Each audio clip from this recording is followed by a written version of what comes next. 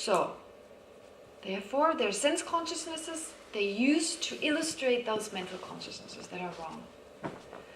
And these ones are described in terms of, like, it's a division. Okay, again, surprise, surprise, there's again another division. In terms of the causes, what causes a wrong consciousness, a wrong sense consciousness?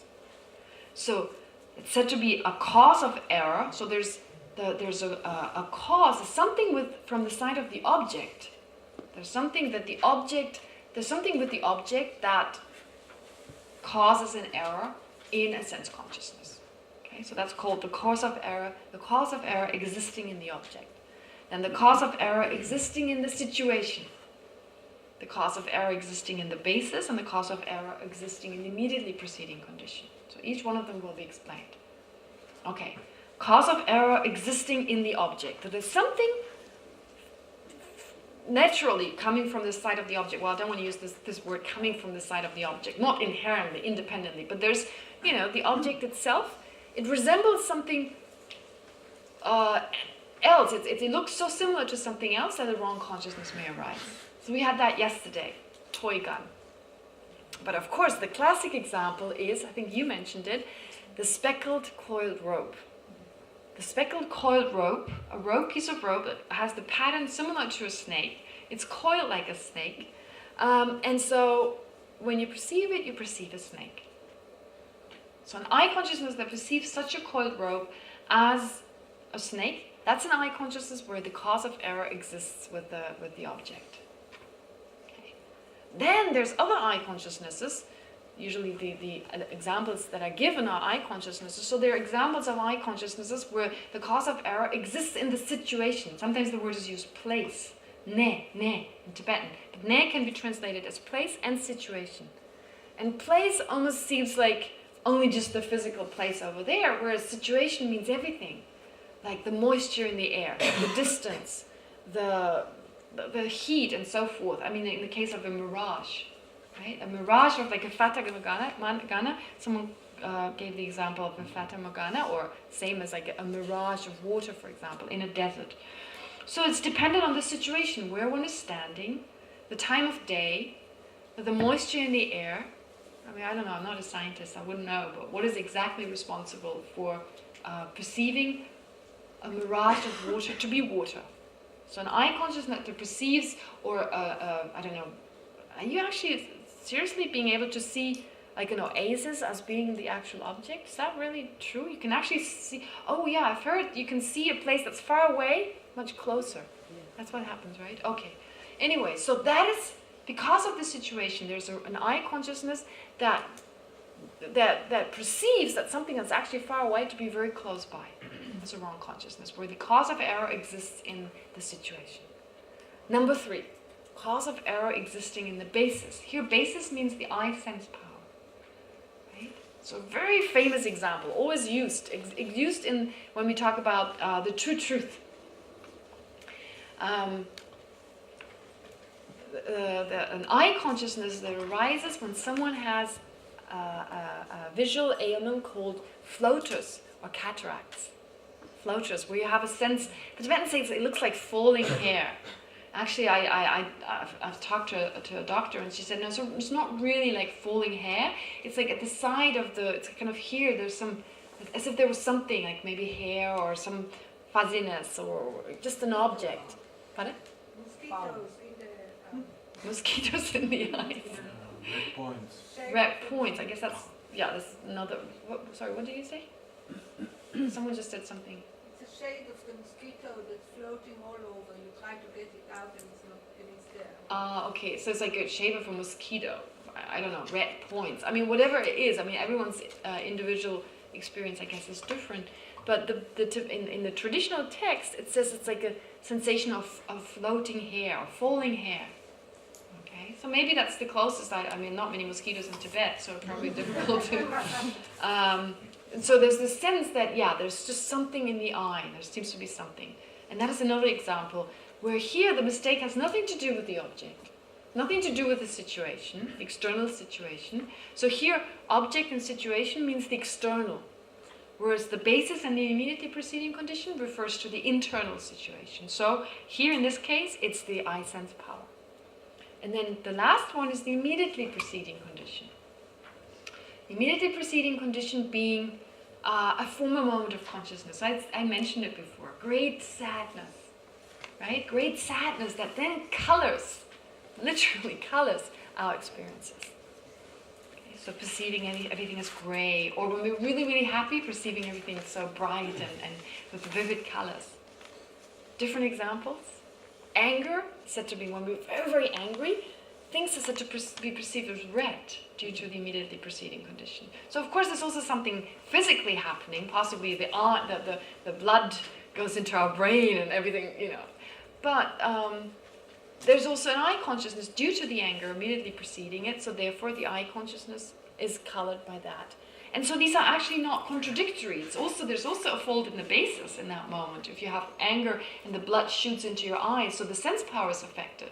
So it's both. It's a cause of error existing in the basis and in the immediately preceding condition. And actually with the two previous example, cause of error existing in the object in the situation, strictly speaking, the speckled rope is also both. Because one description I left out, not to confuse you, was actually this example is used when you're in a room that's slightly dark. It's a situation, right? Slightly dark. You see a speckled rope called in a certain way. That's the cause of error existing in the object. So it's the situation and the object both that fool us. Of course, if we take a toy snake or like maybe a toy gun, then in that case we could say, yes, that's not necessarily the situation where the dark or light would perceive it in the same way because it looks exactly the same, except for its function being different.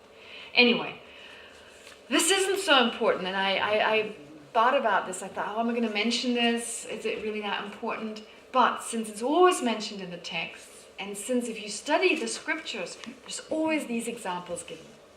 The example of, these are the four examples.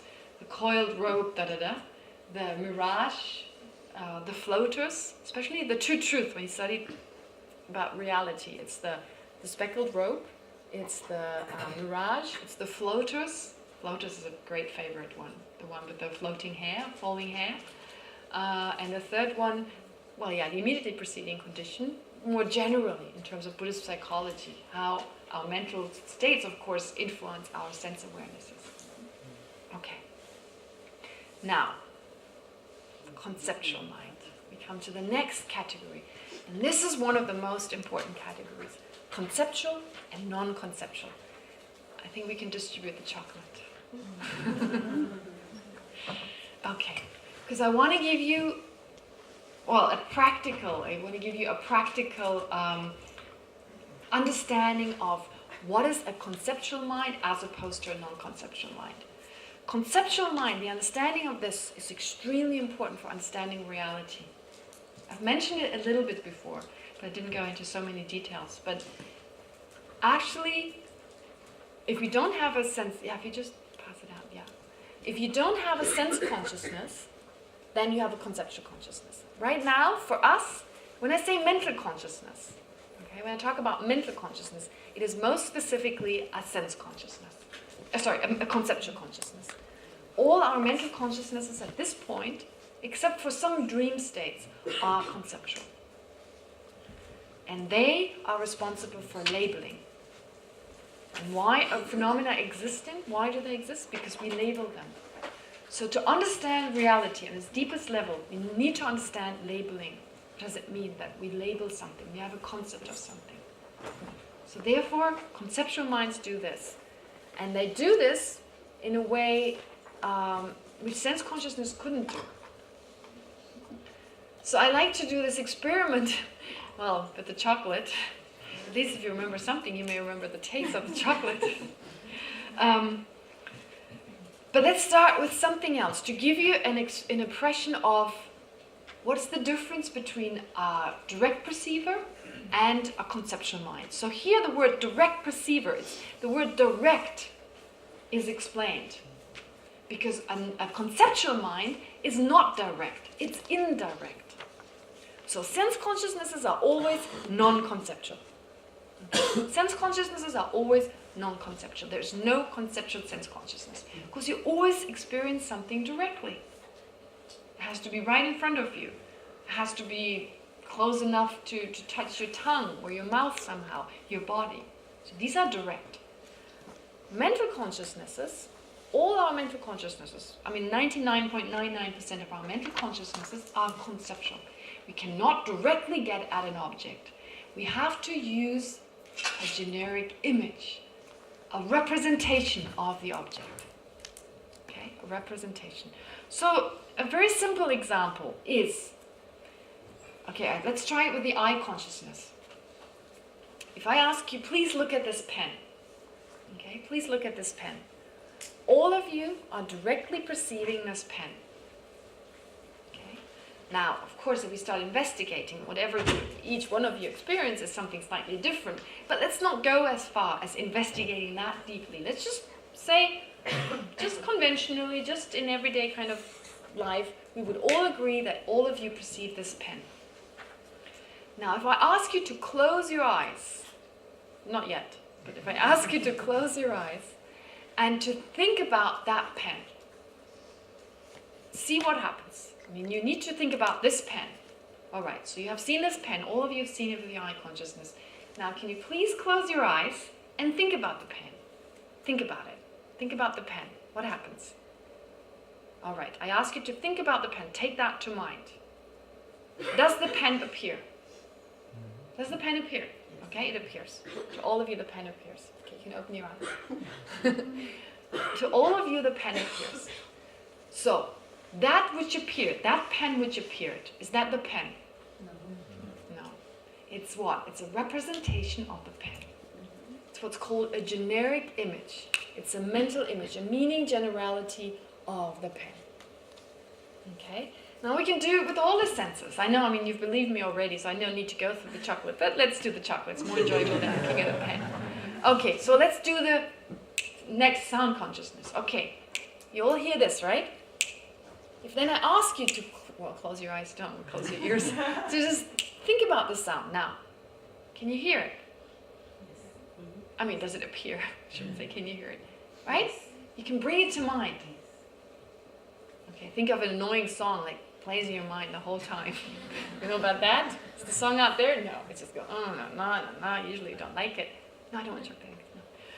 No. Okay, smell. Smell the chocolate. Not allowed to eat it yet. Okay, and just think about the smell. Does it appear? Yeah, you take smell to mind. Now you can eat it. Let's take a moment. All right. Okay, let's take a break. No, not literally. Just enjoy the chocolate.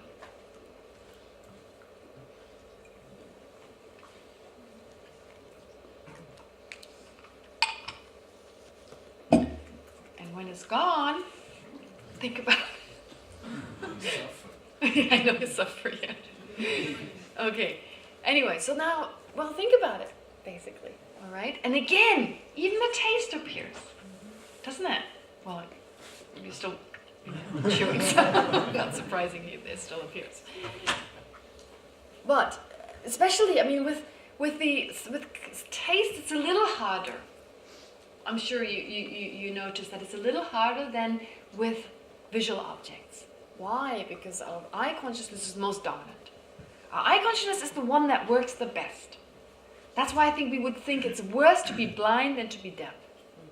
Worse to be blind than not being able to smell anything, able to taste anything. Not a big problem. We don't use the tongue consciousness that often. Anyway, smell consciousness. We use it, but we're not always aware of the smells. Eye consciousness is most important. So it works the easiest with the eye consciousness. If you just think of a person right now, someone you know is not in here. I use the car that's not immediately present. You can think about a car and it appears to you. Yeah, the chocolate now, you can do the chocolate. Right, it appears. You still have a vivid memory of that, so you can actually have it appear. And right, the smoothness. Okay, now, the smoothness, that's right now you can, none of you probably wear unsmooth clothes, otherwise you wouldn't wear them. So it's like wearing something smooth. You perceive it right now, and later on you can think about it, or just go like this, and then remember that sensation. That is a conceptual consciousness. It appears. And what appears is the generic image. The generic, it's called generic because it's just a general representation. Okay, generic as in like a generic drug. It's not the actual, but it's like a generic kind of something similar to it. It just has the main ingredients. So generic, or it's sometimes called meaning generality. It refers, that's the Tibetan translation, the literal translation, because tön chi, tön means meaning, the actual object, and chi means something general. Something that generally represents the meaning, the actual object. That's meaning generality. Or a generic image. I prefer that name. Though image seems to be, has the connotation of something visual, where of course sound is a little hard. So it's like an audio image. I don't know. The word is a little weird, but it's a representation. Now, it is never as vivid as the actual thing, the chocolate, and now thinking about it, right? I mean, if it was the same thing, we'd be satisfied by just thinking about it. We would eat a lot less chocolate. But the experience is not the same. Of course, there's also not the physical kind of satisfaction that sets in, but even if we're really, really full, we don't need to be satisfied physically by adding more food. The experience, the actual experience, is more vivid. It's beyond words, actually. Strictly speaking, it's beyond words. When we say, oh, the ultimate nature of all phenomena is beyond words, actually, even the taste of chocolate is. Because if you wanted to convey what this chocolate tasted to someone who's never experienced it, no way, right? So, sound, expressive sound, and conceptual consciousness are very, very similar. Because they convey the same thing, a generic image. Just a general image. Does that make sense? So when I use the word chocolate, it's again just a generic image, a very general image of that which it represents. When I think about chocolate, again, it's just an image. There is explanation in the text that it's permanent, that the generic image is permanent. There's a lot of debate, so I didn't even put it in here. Because, I mean, it's easy to think it's permanent when you think of just someone who's not here right now. Just think of a person. And like, if I think of my mother, for example, it's like, almost like she's always like in the frame of our house, in a certain place, a certain haircut, which she probably doesn't have right now. You know, she's like frozen in time.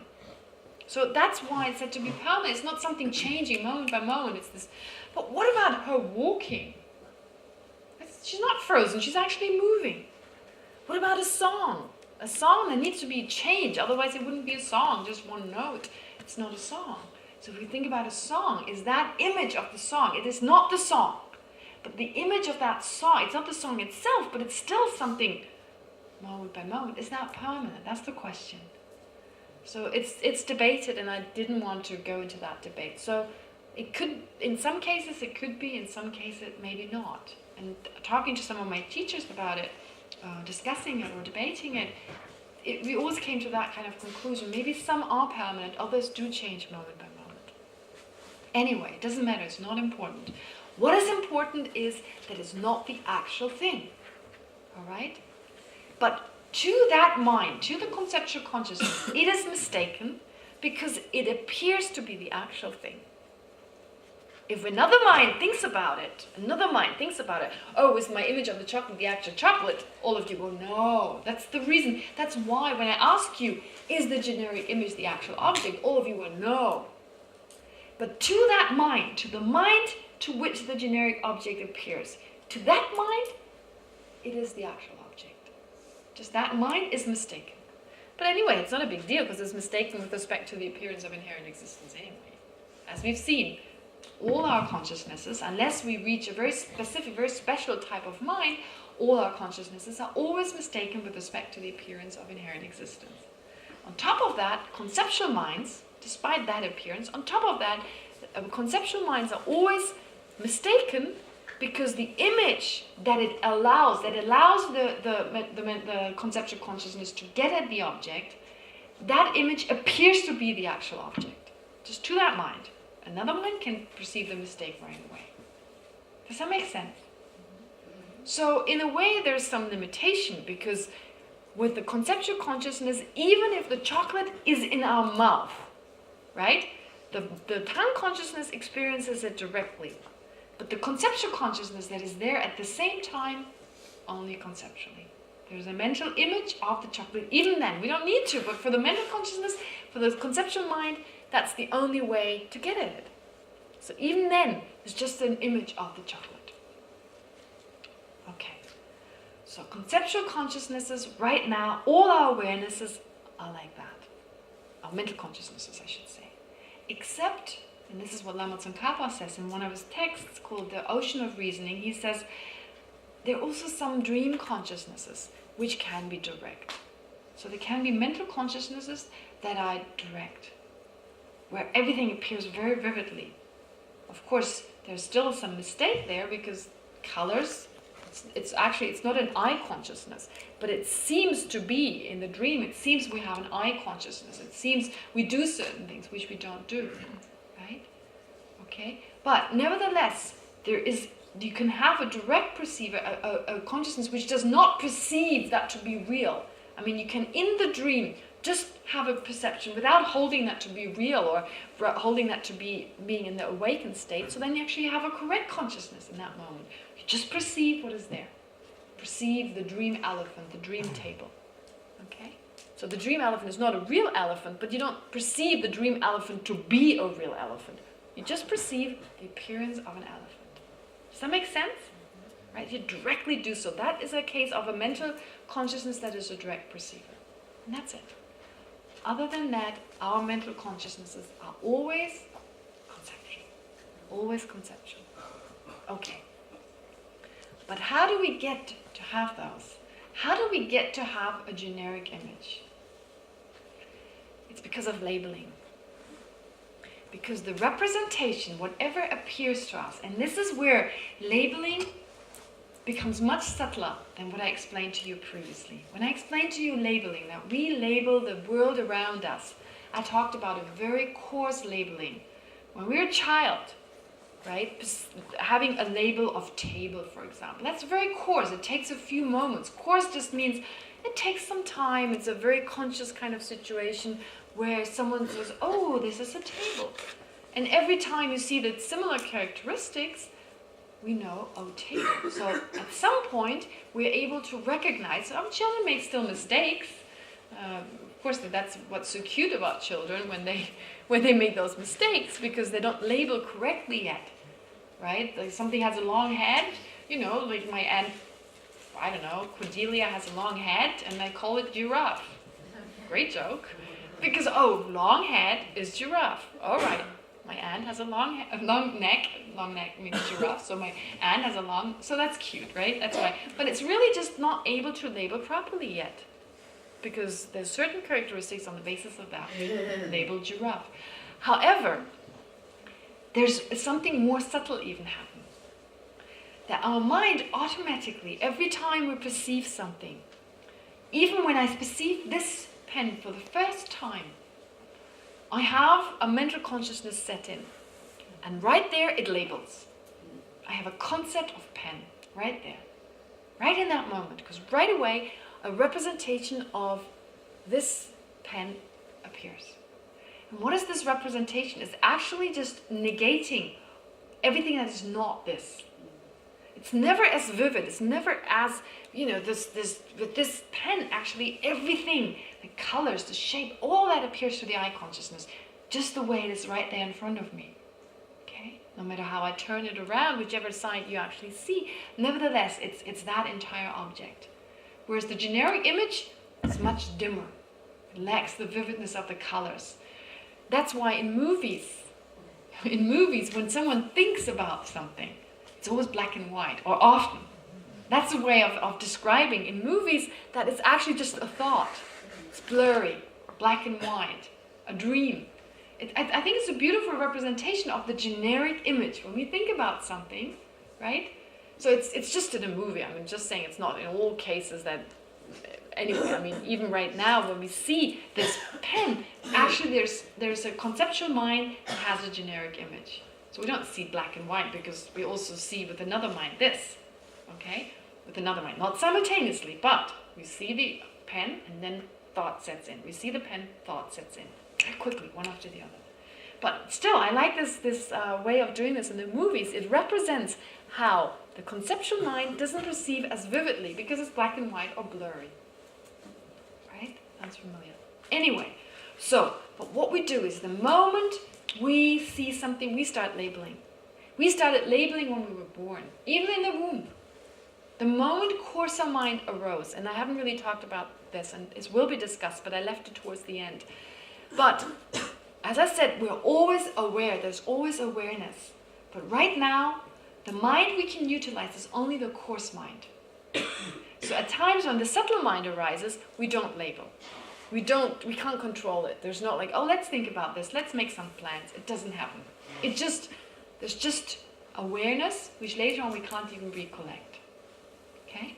But when we're in the womb, when the brain is ready for the course of mind to arise, it arises right then.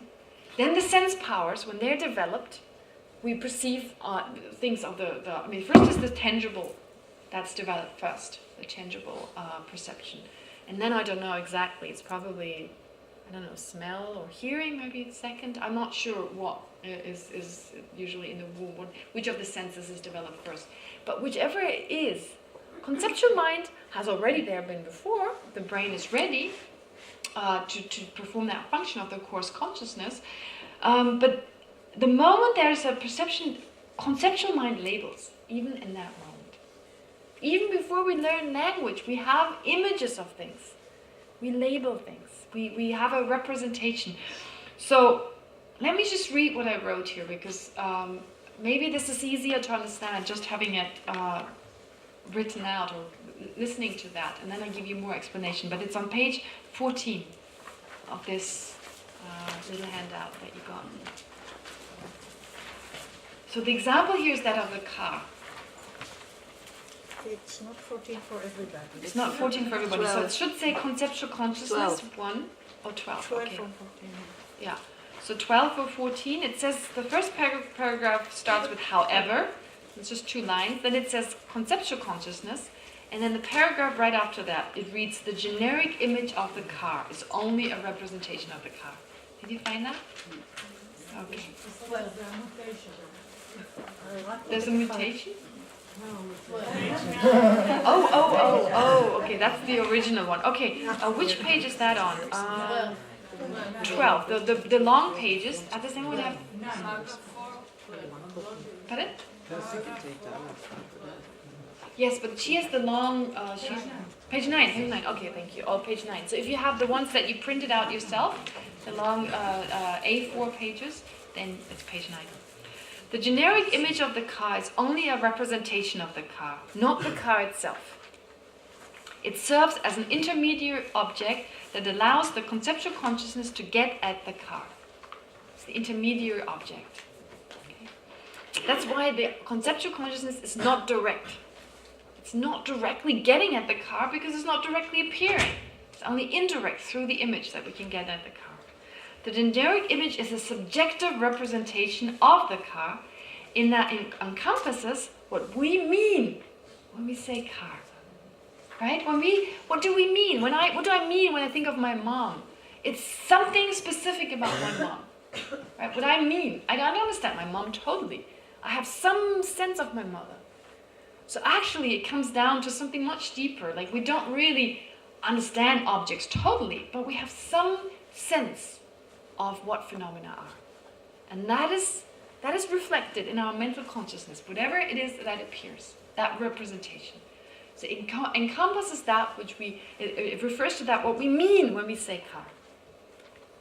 Our representation of the car is not directly connected to reality, for it is constructed by labels and concepts.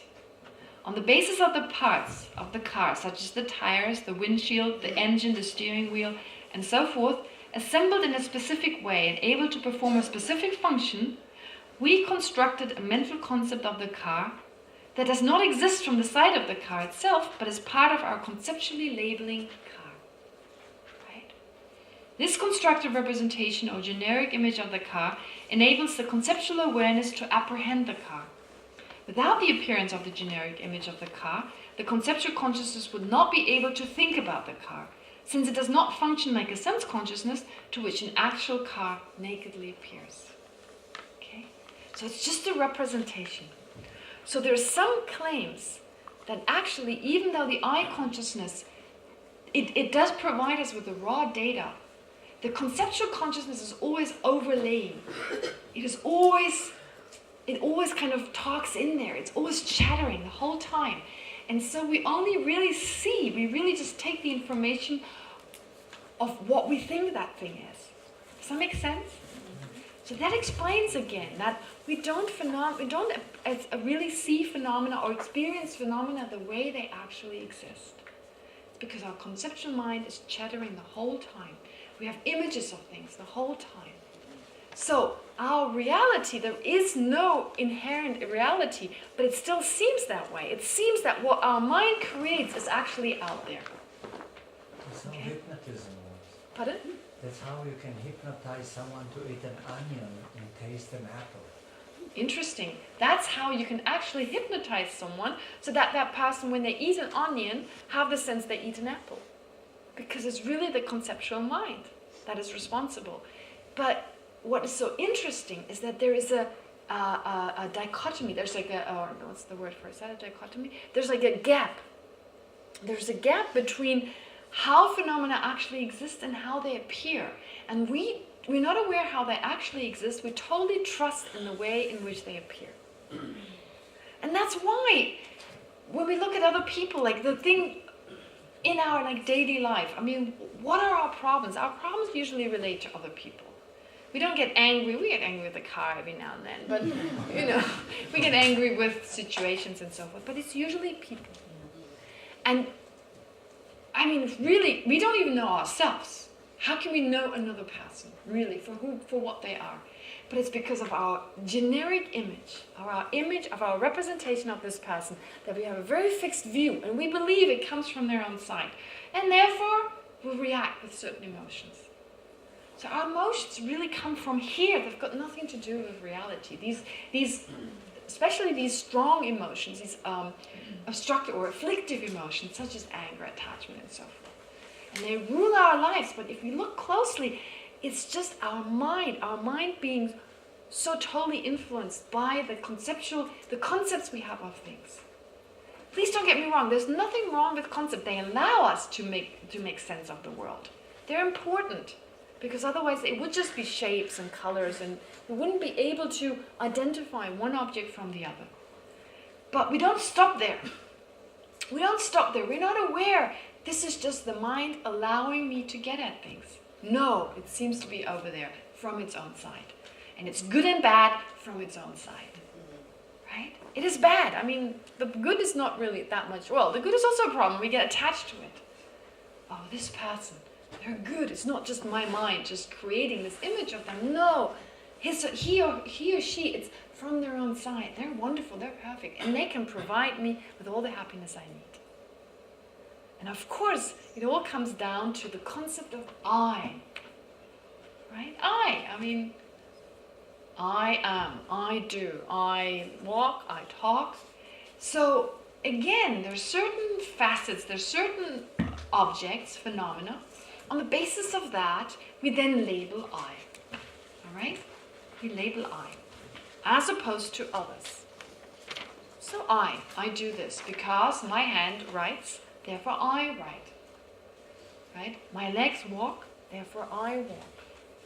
However, that's how it all starts, and that's fine. Until there, it's great.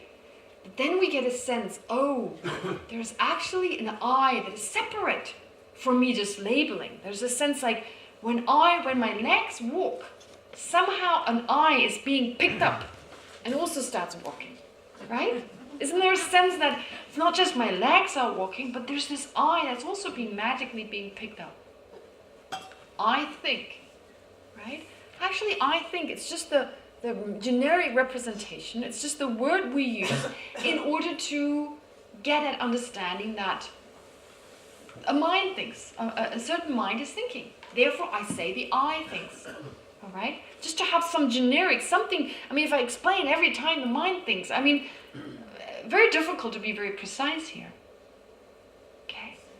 And then also, this question here is a very interesting question. Actually, I could actually go into this, because here the person, you see, if we just think that way, the I walks, the I does this, if we don't investigate much, right, then it's okay to say, I walk because really the legs walk, and on the basis of the legs, I can impute I.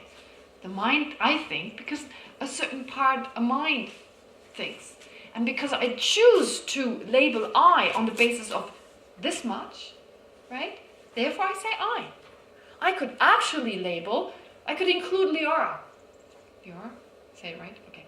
So Leora, I could include her as being I. Because it's just my concept of I. If I just included her, then if she walked, I would say I walk. Actually be alright. When she does well, I'd be really, really happy because I do well. Right? Now I may be jealous because it's her. She's over there. I'm here. She's not included in my I. Therefore, because I have a sense, well, actually I can label, I mean, it's nothing from its own side. I can draw the line around I the way I want. And I'm used to drawing it around here.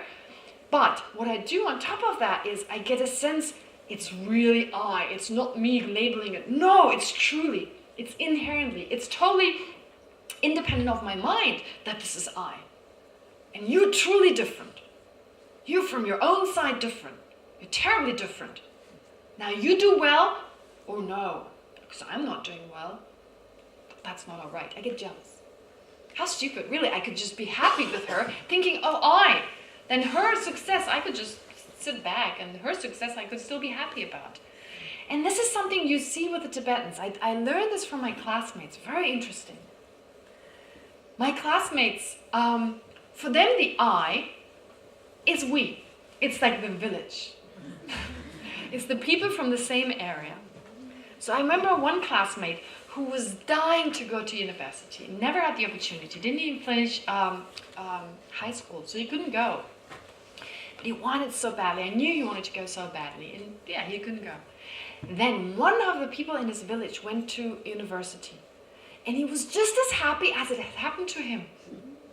It's like, oh my God, he went to university. Let's go and eat. Let's go to a restaurant. He got in. And I was thinking, oh my God, that is so interesting. Because the I is his community. So therefore the success of this person was his success. Whereas here is me. I'm a bit like, I goes all the way except my right hand. I goes this way. So if someone says, this right hand is beautiful, I get terribly upset. Oh my God, this right is beautiful. You said to this right hand, but not to me. Because this is how I decide. This is how far it goes, right? I go this far. I draw the line myself, so I decided to not include my right hand. So you better not praise my right hand. Well, don't say my right hand, this right hand, this hand. You shouldn't praise that because you're not praising me, what belongs to me. Right? This is where jealousy, it's totally mind-made. Can you see why? Because if I said we, I mean then it would be our success and not mine as opposed to you. Right? We do this all the time. It's just in the mind. And we keep changing those borders the whole time, right? All right, if it's opposed to some other people, then it's we. Them against us. But if it's then some of you, you're us, but not if you do well. If you're my best friend, but you do well, and I don't, then it's you. Right? Mm-hmm. So we have these images, and they're not solid and like stuck. We're not stuck with them all the time. If we were, at least there'd be some advantage, right? If it was we, it would just be we all the time. No, it changes continuously. So this is the absurdity of it. That is our conceptual mind that has these images of I. And it's fine because it works conventionally, but the problem is when we add more to it, more reality than it actually has. As if it had nothing to do with my conceptual mind. It's out there. It's like there from its own side. And we're so fooled by it all the time. But we're fooled by it on such a subtle level. We're fooled by it on a very subtle level, and that's the problem. That's why we're not aware. If someone asks you, oh, is this, it's just in the mind, right? Because yeah, intellectually we have that sense possibly. If I just explain this to you, it's easy. But this is so deeply ingrained this sense, it's a notion. It's not even conscious anymore. But it controls us and it gives us so many problems.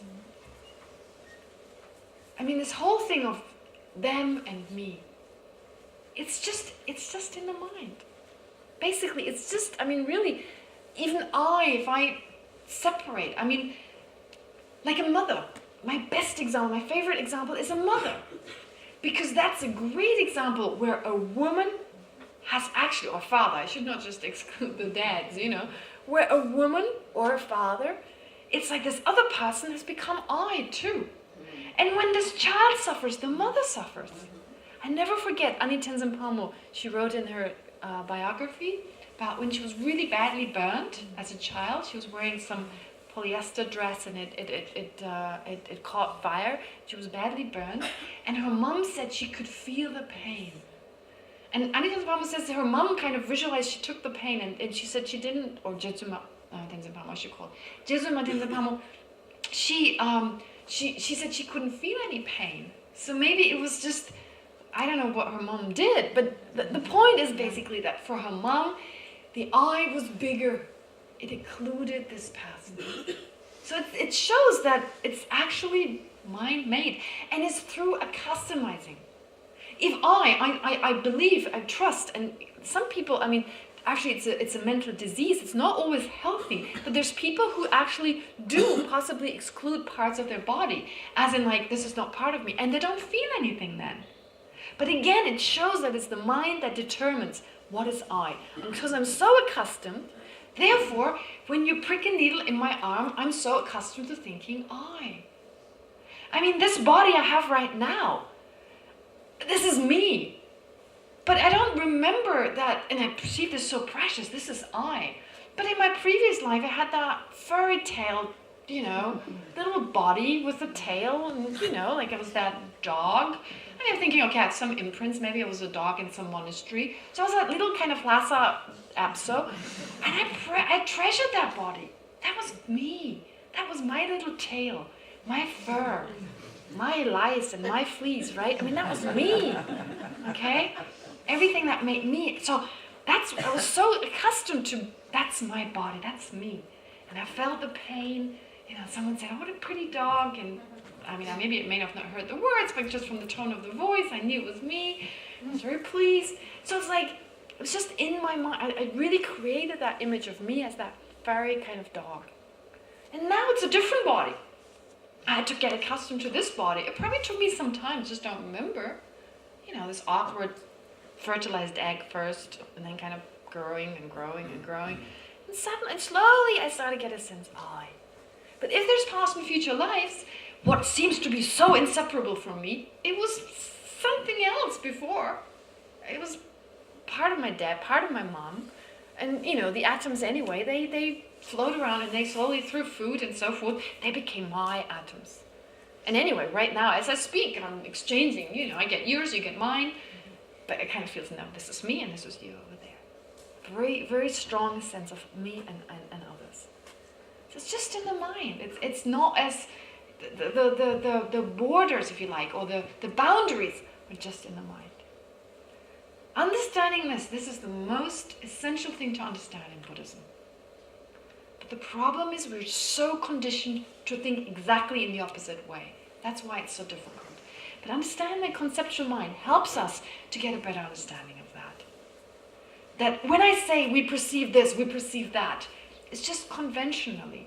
This is why this question is actually going right away, ultimate analysis. This is an ultimate analysis question. All the explanations I give you are just conventionally.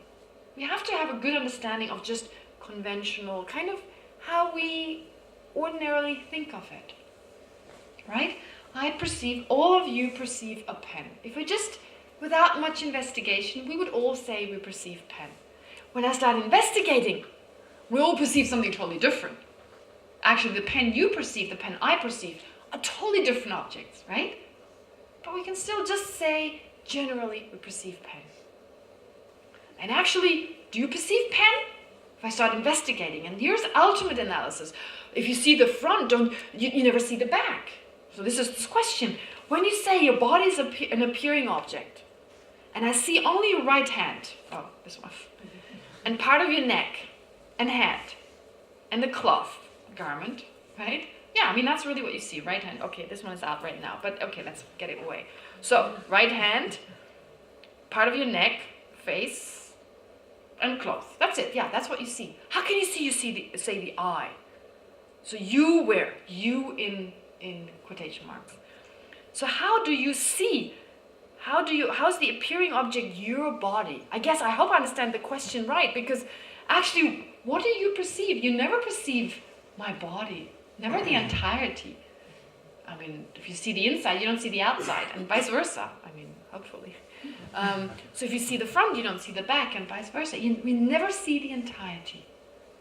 But that takes it to a different level. Where is the body? Why do I say I see the body if actually I ever see something that is not the body? It's just a part of it, right? You see my hand? You see something that's not the hand. It's a part of the hand. You see a non-hand, the front. Because what is part of the hand is the entirety. But that takes us to a different investigation. That takes it deeper. Investigating how the phenomena really exist on a deeper level. But that's not what we're doing in this course. This is part of a different course. So this is just generally, get a general sense. When we start digging deeper, things start disappearing. Okay? And that's the weird thing about it, because they were so solid one moment and suddenly they're not as solid anymore. How's that? Right? We can use our intellectual facility and dig and don't find it, but we have a sense it exists, and they don't match. Why? Because it appears to exist inherently. That's where the disparity comes in. Not dichotomy, the disparity. The disparity or the gap between how it appears and how it actually exists. So that's why I say the appearing object, we're always mistaken with respect to the appearing object. Why? This appears. We're not mistaken with respect to the pen appearing, but we're mistaken with respect to a certain characteristic that this pen appears to have. It appears to exist objectively, independent of our mind, waiting for us to be waiting for it to be discovered. This is how it appears, and this appearance is so deep. It's not skin deep. It's bone deep. It's deep. It's so terribly deep. That's why it's the hardest thing to understand. Right? I think of it, and the example I usually like to give is like when we live near a smelly factory. Right? I don't know whether there are smelly factories in Israel. In India, there are quite a few. India is worse. So if you're born next to a smelly factory, you smell it all the time, but you're not aware of it anymore. You don't know anything of it. If someone comes along and says, "This smells like garbage. Don't you know about the smell of flowers?" You go, "What? What are you talking about?" I'm a bit like that in this situation right now. Well, unless you've heard about it before. I'll tell you about, phenomena don't exist the way they appear. It's like, how could they exist otherwise? We don't know it any better. Right? We don't know it any better. So that's the challenge. That's why this is so difficult. And just digging deeper and introducing it over and over. That's the only way we can deal with this. Anyway, I didn't want to go that far, but it's part of this. And this is why understanding the mind is so important, because if it's just created by the mind, if like a mom and her child, I can decide, this is I. So the happiness of the child is just as important as the mom's happiness. If I could extend that to everyone in this room, to everyone in Israel, in the occupied areas, in the other Arabic countries, oh my God, problem solved. Right? Problem solved. Because try to be angry with someone who doesn't care about you. I mean, not problem solved. I'm not saying immediately, but yeah. Oh, you're right. I could see that. You're right. Not immediately. Can you talk to our government too? But I mean, that's the thing. What do we do? Yeah, questions are taken in a moment. We cannot change anyone except ourselves. So it only starts here. We can make a difference. And it does have an influence. I mean, that's why actually teaching, the best way to teach, or the best way to express the Dharma, is through one's own actions. Right? To do it, pardon? Through one's own actions, yeah. Anyway, it's harder. It's much harder than I mean, I don't know, from my own experience, oh my God. I mean, I can talk and it sounds so great and I do the opposite. So difficult. I'm so conditioned, right? It's very hard. But what else is there to do? I mean, there's no deadline. It's meaningful. I mean, what else could we... So we can still work, we can still make money, we can still raise our family and try and apply that. And a step at a time. It's slow. But if you look back, there's some difference. Maybe 5 days ago. Some difference. A year ago. There's always a slight difference. And we can only start ourselves and just take it a little deeper every time. Okay? Anyway, I want to take questions. Yes, you were... When you say that your body is the appearing object, If I say, pardon? that your body, Bought it. body, Body. Oh, body, yes, sorry. is the appearing object. Okay, if your eye consciousness... Yeah, okay. Sorry. If your body is the appearing object, Okay. The body is the appearing object. Okay, this far. if your body, if your body is the The appearing object Uh-huh. is your back or your leg, which I don't see now, Uh-huh. also appearing objects. Very good question. Okay. This is part of the question that I asked before. You're first. All right. Well, let me ask you. Does it appear? Does the back of my body appear to you? is part of the body, it does. So my back appears to you? If you say that Sense consciousness, eye consciousness. if you say Sorry, if you say that your body appears to me, Uh-huh. then in my mind, The your whole body is to body appear. includes the back. Okay, that's very good. That's very interesting. So, according to what she said, if I say the body appears to her eye consciousness, then the body is made up of not just the front, but the back and the inside. They all have to appear. Therefore, either I say they all appear, or I say nothing appears. The body doesn't appear. It's a conceptual. It's a general acceptance. Is generally accept. All right, he's saying, so you're basically, that's your debate partner right here.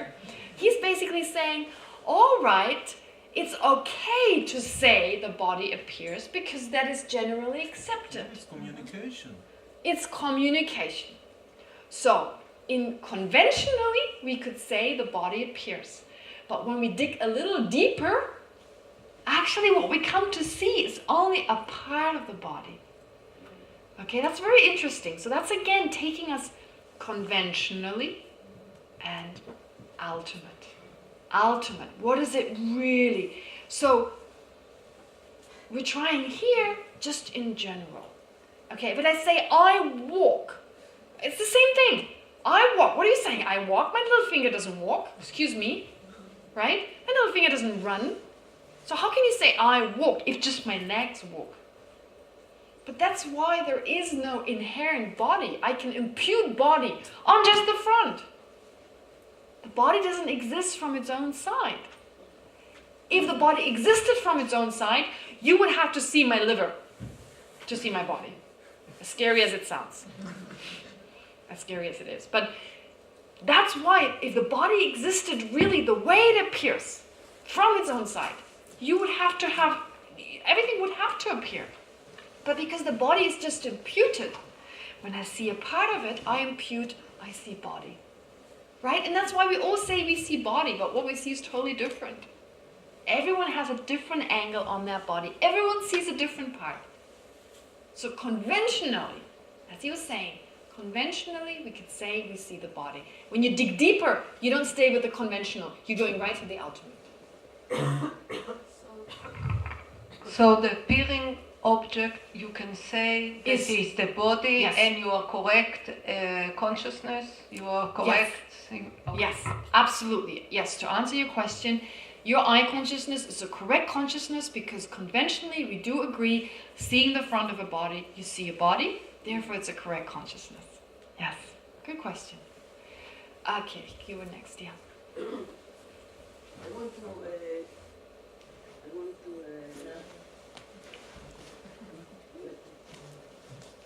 I want to take the mind itself to this debate.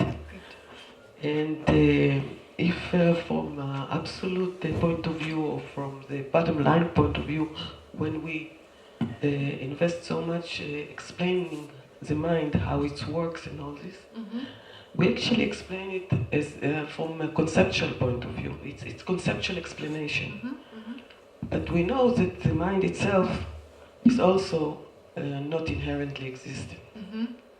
And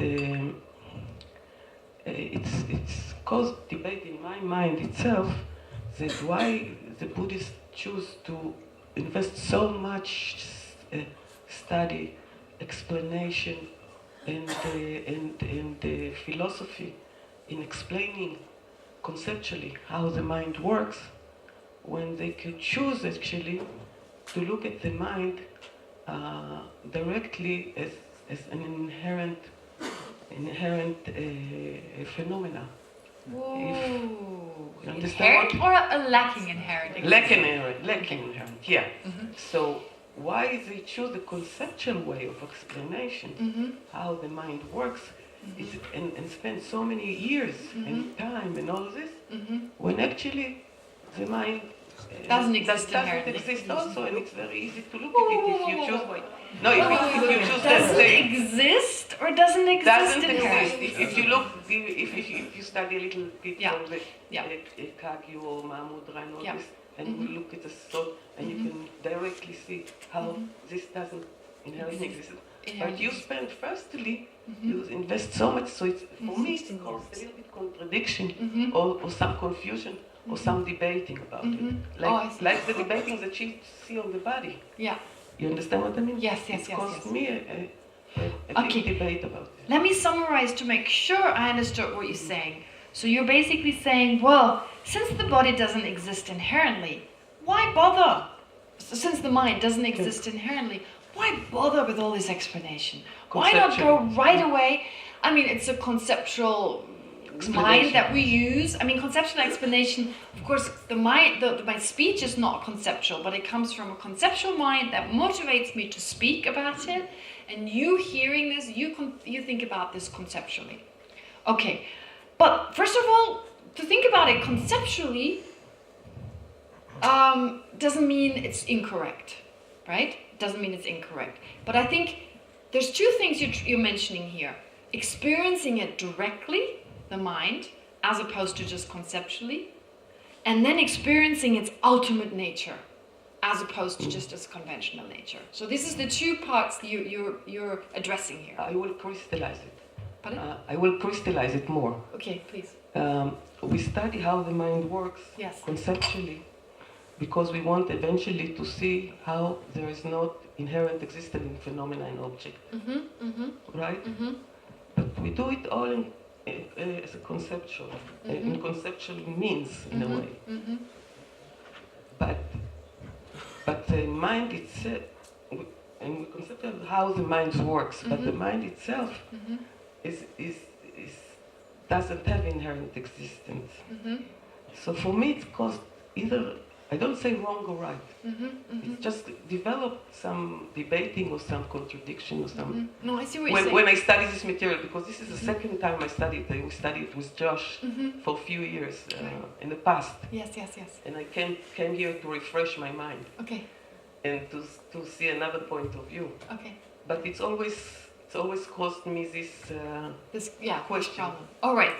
Let me try and explain. Okay, this is a very popular way of thinking. A lot of people feel that way. First of all, what I see where the problem lies is we mix the conventional and the ultimate truth. Very difficult. How could we not? Since we do think about both of them. But first of all, you're absolutely right. Phenomena do not exist inherently. But that does not mean they do not exist at all. There's a difference between saying the mind does not exist inherently and saying the mind does not exist at all.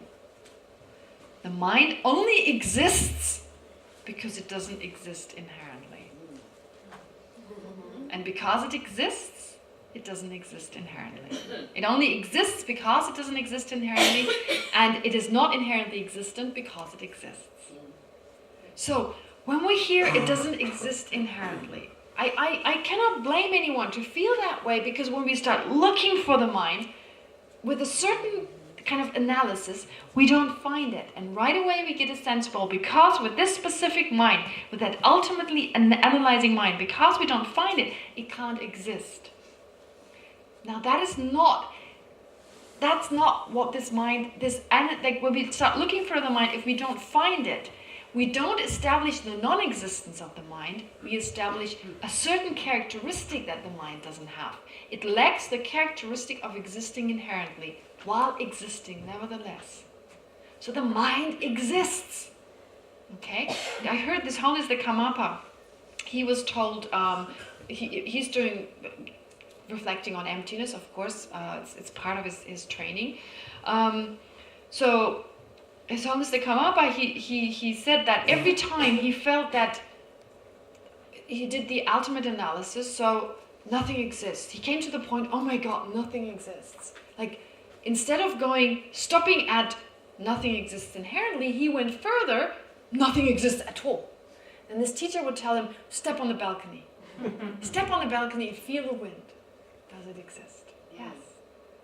So, there's a difference between those two. So the mind exists. Even though it doesn't exist in a certain way, it nevertheless exists. The reflection of the face in the mirror exists.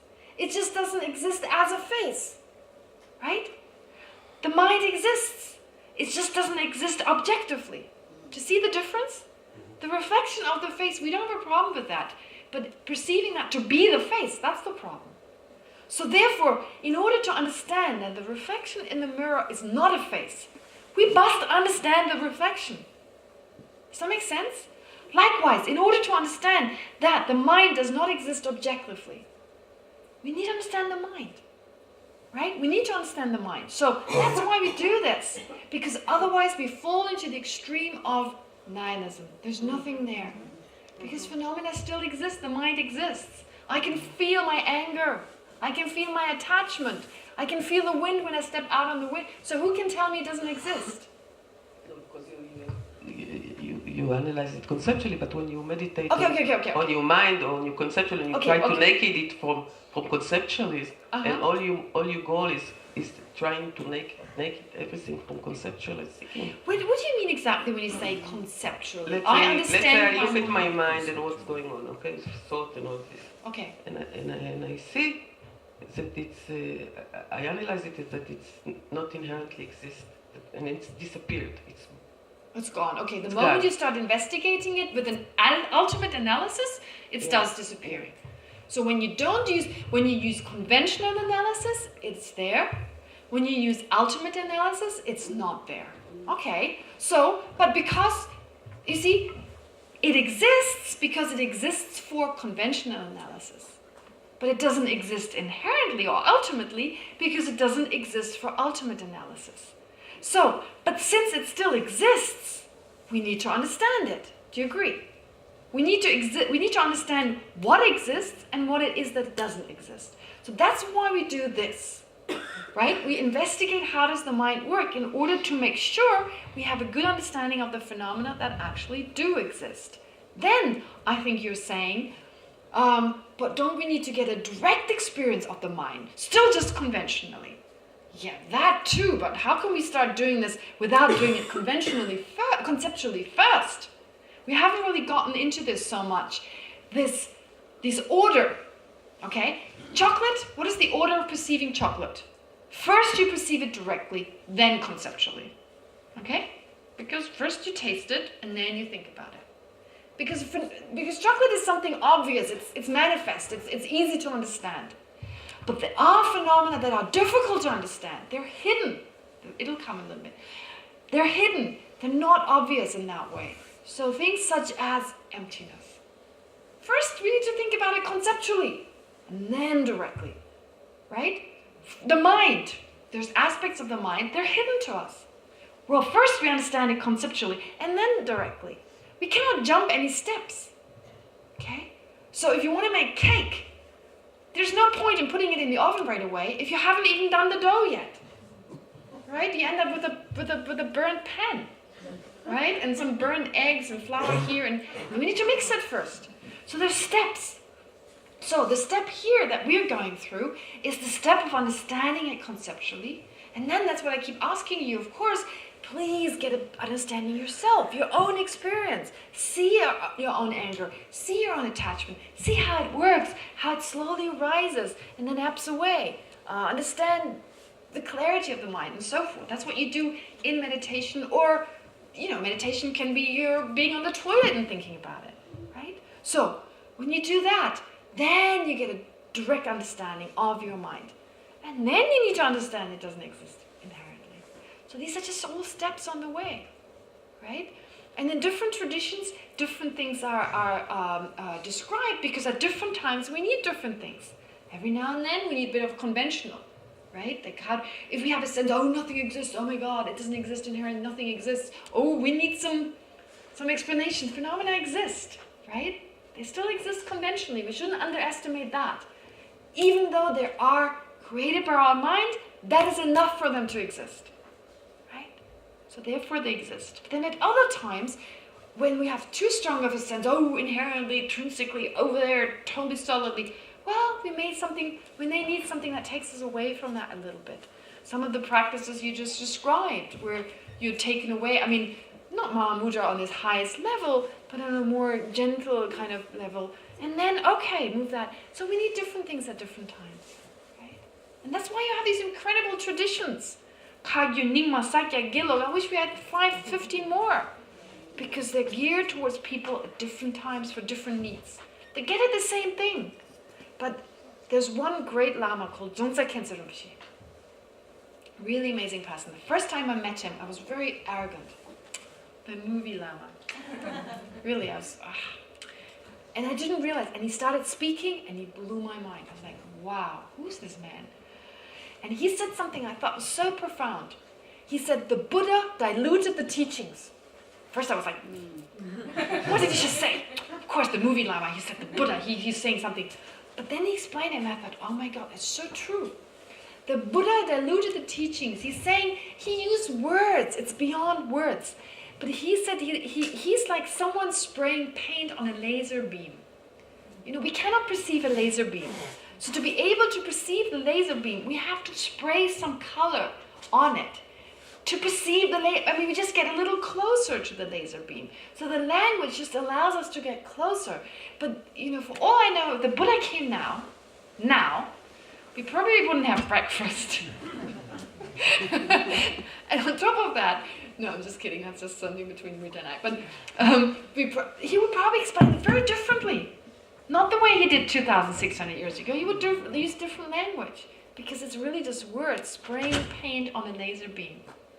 Okay? And that's why you have these different traditions. And just for different approaches, when there's too much emphasis on conventional, like holding on inherent existence, move away from that.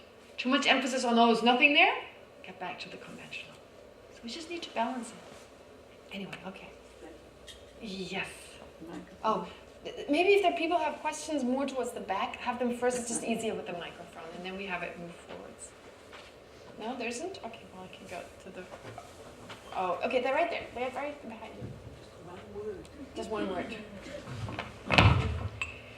Can I just add, when you say inherently existing, Yes. totally independent, autonomous, cut off, not connected. Objective. Thank you. Yeah. That was it. Okay. Anyway, this is really not so much part of this course, but yeah, existing from its own side, able to define itself, objectively, independently. There's just words. But it helps us that these are... They point us, yeah. That's what they do. They point us, and that's, yeah. Good. Please. Yes. Another thing I'm not clear about, when you say a sense, when you give the classic example of a sense Sense consciousness. sense consciousness, which is wrong. Wrong. And we say like the rope which we think to be a snake or something like that. Yes, yes, yes. But it's not the I that thinks, it's a mental consciousness that is wrong. It's the label that is wrong. I mean, the I sees a shape and a color, like you said, didn't you? And so, how come it's the I consciousness that's wrong? Okay, you see, we think of the I consciousness usually as Westerners. We think of them as passive transmitters, okay? But the I consciousness is not the I. The I is a passive transmitter. I totally agree. It just passes on shape and color. But the I consciousness is a mind, it's an awareness. So it can actually do a lot more than the I. It can be aware of snake. And then conceptually, of course, we also go, oh my God, snake, let's just run out, let's hide, let's kill it, or whatever. That's the mental consciousness that sets in a split second. But this is something, again, also he kind of said, well, why would I believe you? I mean, this is what is in the text. It's very difficult for us at this point, not being used to look at our own mind. We look outwards, not inwards. To actually see the difference between this is where the I consciousness stops and this is where the mental consciousness arises. Right? So it's, unfortunately, I take it on faith. Honestly, first-hand experience, none. Okay? Seriously, I'm not being modest, none. Where does the sense consciousness stop? Where does the mental consciousness, I don't know. So I just take it on faith, but just as like I don't know about past and future lives either. I don't remember even when I was a child, forget about past lives, I mean, don't remember past 4 years. So like, what do you expect? So therefore, regarding past and future life, part of so many things, I have to take it on faith. But the explanation is that the I consciousness, which is not just the I, it's an awareness where you can be conscious of snake, right? And then, oh my God, what should I do? Planning ahead, kill it, not kill it, run away, not run away, all that is conceptual. But just snake. What you're saying is the label, the initial name label, is part of the I consciousness. No. I labeled many, many years ago. Okay, let's say now I have an I consciousness that perceives snake. It's because I know what a snake is. Okay. I learned that in the past, and that influences my I consciousness. If I was the blind woman, blindfold just removed, no way I would see snake. Yeah. Thank you. Okay, welcome. I wanted to ask something about the lesson yesterday. We talked about the relationship between mistaken, non-mistaken, correct and wrong. And we gave examples of mistaken correct, yes, which was the sunset, and mistaken non-correct, wrong, that it was the rope. And then you moved to the non-mistaken. And you asked about the non-mistaken wrong, and you said this is not possible. Yeah. And the non-mistaken correct, which is not for, it's just the Buddha or the Enlightenment or someone that sees the real truth. Right. My question is like that. It leaves us actually to believe that all our views are mistaken. And if you say that there is no objective view from the object itself, so how can we be mistaken? Like if the object does not exist from its own side, how can we be mistaken? Well, we're mistaken because it appears to exist from its own side. If it doesn't exist objectively, but it appears to exist objectively. It appears to exist as if my mind had nothing to do with it. Nothing to do with this. This watch has nothing to do. Everyone perceives the same thing. The watch is out there, totally independent of any perception. It appears that way. It appears to exist objectively. And therefore, since it doesn't, I'm mistaken with respect to that appearance. I'm not mistaken with respect to anything else. I can function. I can be a rocket scientist. Right? I can, build nuclear weapons and do the most amazing, I don't know, whatever, cure AIDS and still have that appearance. So when you gave the example of the cup, you asked eventually, when we see the cup and we realize it's a cup, does it in mistaken view? And you said it is mistaken view, but you meant it's just mistaken for us to see it objectively. Yes, it appears to be existing objectively. One characteristic of the cup that it doesn't have, it appears to us to have. It's just a characteristic. Other than that, we perceive cup. We understand its function. We're not mistaken with respect to the color, the shape, its function. You can drink from it. There's water in it, and so forth. We're not mistaken with respect to that. There's only one tiny mistake. Well, tiny. I shouldn't say tiny, but one mistake is there. Not to underestimate it, but there's one mistake. Okay. That's why we say mistaken. Yeah. Oh, I'm sorry. Yeah, you're getting it. Okay, we're passing it on then to you. Yeah. After, no, please go ahead and then please go to it. We still have time.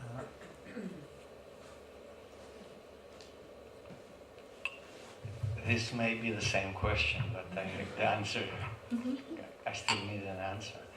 I was trying to think what is the meaning of correct and incorrect perception when existence is an existence that is created in a mind, and there is no existence other than an existence created in the mind. Independent of the mind, Independent of the mind, then what do we compare to determine correctness and incorrectness? And I've come up with an answer, but I would like to check it with you. Please give me your answer, yeah. I thought that the criterion is consistency. It's the consistency with minds of others as they appear in my mind. It's the consistency over time in the same mind, and it's the consistency of different sense consciousnesses, such as touching and seeing, and so on. So it's almost a statistical process that's going on automatically that determines in this relative reality created in minds what is real and what is not real. I like that, but I think I want to add something. I like that explanation. I think everyone heard that. But you see, the beauty in Buddhism, in the Buddhism of the Nalanda tradition, is you always take an example.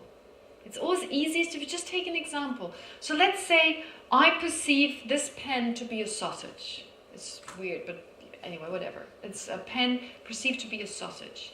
Now, how do I determine that this eye consciousness that perceives this pen to be a sausage is wrong? Right? How do I determine that? Try to eat it. Yes, use it. Try to eat it. Absolutely. But is there really, why is this not a sausage? If I decide to call this a sausage, doesn't it not become a sausage? Right? But here is, imputation does not happen that randomly. As a society, we have agreed to call a sausage that which can be eaten, has a specific taste, a specific structure, color, and so forth. Therefore, if I now perceive this to be a sausage, I can say, in terms of the convention that I'm brought up in, that I'm used to, I have a wrong consciousness. It is subjective, as everything is subjective, right? But I can still determine, in terms of that this is a wrong consciousness. Now, to take into consideration your idea of consistency, yes, because I pick it up a moment later, it's still not a sausage, right? Phenomena are merely imputed, but there is some rules to them. They don't become this and that. We don't impute randomly. There's natural laws to phenomena, right? I put it down, I pick it up, it's still not a sausage. I can do this a long time. I don't think it will become a sausage. So, just even though it's merely imputed, it does not mean I make things up. I kind of create. My mind doesn't just kind of make up flying cows and turns pens into sausages. That's not what it does. But it's a question of cultures. Yes, of course, if in a different culture this is called a sausage, but what we call a sausage, it's just a different name. It actually doesn't make it a sausage for us. In the movie That Must Be Crazy, they called the Battle of Cola, the gods. From the clan, in the tribe, that they never saw a Battle of Cola. Yeah. You called it God. God. It's the whole tribe. This Oh my God. In Coca-Cola too, they call it. In some cultures, other than those, they call it the divine. I think you need a valid conscience to say. Yes, I mean, this is, unfortunately, I can't really go into all these details because we really get going into the true truth. I mean, this is what I love about Israel. Right, going to reality, of course, deepest level. But no, I'm kidding, but yeah, we can't really go into this so much, but you're so right. It's like, we impute on a certain basis. On the basis of that, a certain function, certain parts coming together, being assembled in a certain way, performing a certain function, we then impute sausage or pen. And then we can just see what are the characteristics, compare those, and decide is it wrong consciousness or not. Right? Yes, please.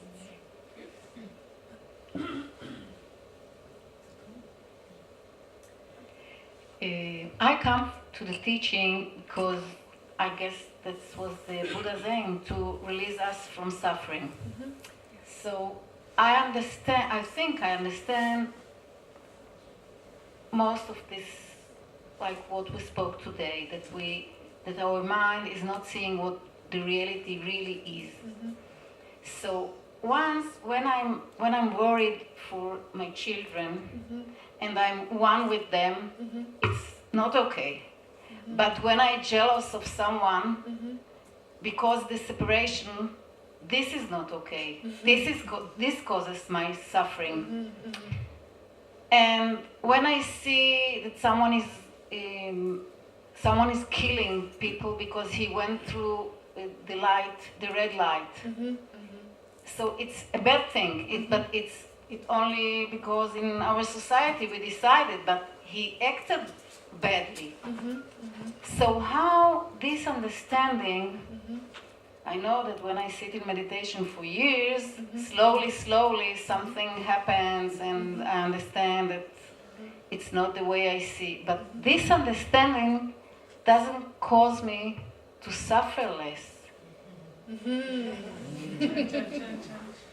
Okay, well, let's look at each one of them, okay? Because you brought up a lot. This is like. But I'm practical, you know. No, you're very practical. I wanna be happy. You're very practical, and you put so much that I need to now first take it apart. No, you're absolutely right.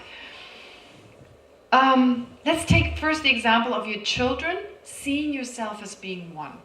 Yeah, even I want to give one example. Just like give I one. remember when they were babies and they couldn't swallow, I couldn't swallow. Mm. I remember this. So now when I am grown up and if I see that they are suffering and I'm not imagining, I'm suffering. Okay, I think we need to explain compassion here, which actually I think what you're describing is compassion, the Buddhist principle, or just the principle of compassion, which is defined as the mind that wants someone to be free from suffering. Now, when you describe this, this is actually, it would be described as compassion. You don't want your children to be suffering, and when you see them suffer, you suffer yourself. Now, this is taking it a little too far, because what it is here is not understanding, for example, impermanence. Because when we have compassion for someone, and this is something people come up a lot, they ask His Holiness the Dalai Lama a lot. They ask him, well, you have such great compassion for others, and when you see people suffer, don't you suffer yourself? And His Holiness usually says, well, no, I don't, because I know it's not going to last. I'm not going to get dragged down by this, because in this moment I need to find a solution. Right? If I get like, oh my God, it's you don't get dragged into it because you see it for what it is. You see the suffering is the result of something in the past. It is not going to last, and there's the possibility that I can bring help in because they may have the karma to be cured. So I try everything, take them to a doctor, keep a clear-headed mind, and try to relieve them from that. So compassion is not this kind of emotion that is like, oh my God, this is an exaggerated kind of sense. Whereas like attachment also comes in. My child. I would never react like that. It was my neighbor's child, right? So it's very complicated. Our mind is very complicated. To understand our children are just here for one lifetime, right? They'll move on. We'll move on. It's only for this lifetime. I think that's really important, and that may be really difficult, taking into consideration other lives. Because we're a little bit narrowed down. We narrow everything down to just this lifetime. And then, yes, these are my children, and they're my children forever. But they're not. They were someone else's children in the past. There will be someone else's children in the future, right? Just as you were their mom, and they were your mom countless times, right? So it's a bit like, it's like looking at the sky, you know? We're usually like so in the now, in the present, in this what's here, and we look at the sky and it's like, whoa, we can breathe. So the same is the case with past and future lives. It's not just this lifetime. And it's scary at first, because that's all we know, right? Just because we don't remember, it doesn't make us being a baby, all right? So if you think these people in this lifetime, you have this incredibly beautiful connection with these children, with your children. In this lifetime, they're your children, right? But in the next lifetime, there'll be someone else's, and be someone else. Will you feel towards other people like that? Exactly the same way. How can I feel it? By reflecting on it again and again. You don't feel it right away. But is it true or not? Is there a chance there is past and future lives? If there is, then that makes sense. So you need to reflect on it not once, not twice, again and again and again and again. And not just here. Take it to your heart and really feel it. Wow, you were my mother before. My God, you sacrificed your life for me. Right? I mean, this whole idea of thinking that all sentient beings have been one's mother. Not many people like this, but it's so powerful. If you really start thinking this, everyone you meet is like, oh my God, thank you so much. Right? I mean, at some point they were, but you need to really take it to a different level. And we know this, we do this all the time with different things. Scientists tell us, you know, certain things, and we really get to know them. Now we take them for granted. So you need to take it to that level again and again. One time is not enough. One weekend course once is not enough. You need to take it home with you. Do it on the toilet. Do it when you brush your teeth. Do it when you do laundry. You have plenty of time to think about it. Does it make sense or not? And suddenly you get a healthier sense. These children are important. It's my responsibility in this lifetime. But there's other children in the future. And when they see them suffer, it's not going to last. I could find a solution with a level-headed mind. Let's see what I can do about it. Worrying doesn't help anyway. If there's a solution, I don't need to worry. If there's no solution, I don't need to worry. But it's not easy. No one says it's easy. I'm the first person to say, even I'm dressed in this way and have this haircut, I'm still suffering the same way that you do. But it's a tiny improvement from 10 years ago. It's worth it to continue just for that. Otherwise, I'll still be trapped. Anyway, sorry, it makes it a little bit longer. But it's all about, don't just have it up here. Start with up here and bring it down, bring it down, bring it down. Always reflect on this. And the reason why the study is so good, because you can't help it. It's all around, all day long, all day long. And eventually it sinks deeper with you wanting it or not. You can take that home. Take it home with you. Yeah. Anyway, I need to leave it at that. Okay. Page 18. בזכות חסד זה, לא השיג במהרה את מצב הגורו בודה, ולהוביל אל מצב זה את כל הנודדים עד אחד. לו תודעת ההערה העילאית תקרת הערך שטרם נולדה תיוולד, לו זו שנולדה לא תתנוון ותגבר עוד ועוד. בארץ זו המוקפת רכסי הרים מושלגים, מקור הרווחה והעושר ללא יוצא מן הכלל, אבל לו תשבר הרב העוצמה תנזין גיאצו, לו תיוותר עד קץ הקיום.